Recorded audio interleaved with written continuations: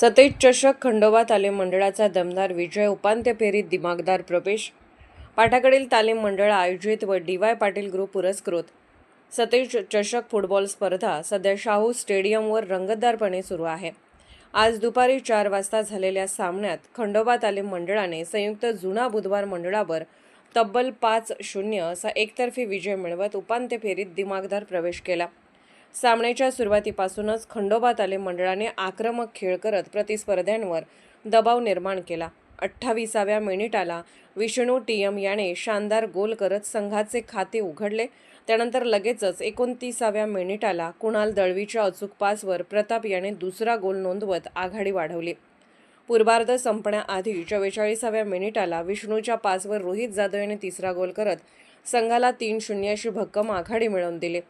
त्यामुळे मध्यंतराला सामना पूर्णपणे खंडोबाच्या बाजूने झुकलेला दिसत होता. उत्तरार्धातही खंडोबाचा दबदबा कायम राहिला. 55व्या मिनिटाला सचिन एसच्या पासवर पृथ्वीराज साळुंखे याने चौथा गोल केला. त्यानंतर 63व्या मिनिटाला विष्णू टी.एम. माने वैयक्तिक दुसरा व संघाचा 5वा गोल नोंदवत विजयावर शिक्कामोर्तब केले. संयुक्त जुना बुधवार मंडळाकडून मयूर सुतार, प्रथमेश जाधव, सचिन मोरे, आदित्य माने, शुभम जाधव व संकेत कांबळे यांनी गोल करण्याचे प्रयत्न केले. मात्र खंडोबाच्या भक्कम बचावासमोर त्यांचे प्रयत्न निष्फळ ठरले. खंडोबा तालीम मंडळाकडून गोलकीपर आयुष चौधरी व आदेश लायकर यांनी उत्कृष्ट बचाव करत संघाच्या विजयात मोलाचा वाटा उचलला.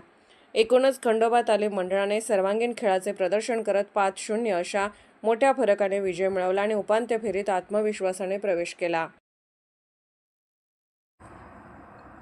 अर्धराज्य न्यूज चॅनलला लाईक करा, शेअर करा आणि सबस्क्राईब करा.